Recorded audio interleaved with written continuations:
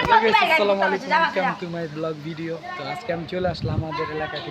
দেখতে পাচ্ছেন এলাকাটা খুবই সুন্দর, ঠিক আছে। আমার ইউটিউবের লিগ আমি লং ভিডিও দিই, কিন্তু আমি এই ইউটিউবে লং ভিডিও দিই না। তো ইউটিউবের লিগ আর কি লং ভিডিও দিতে হইতেছে। তো ভিউটা দেখেন অনেক সুন্দর, কিন্তু এই ছোটো ভাই বাদার। আর এখান থেকে একটা পুষ্কনি, এখানে কিন্তু মাছ আছে, ঠিক আছে। এই যে আরেক বন্ধু দেখতে পাচ্ছেন, বড় বন্ধু।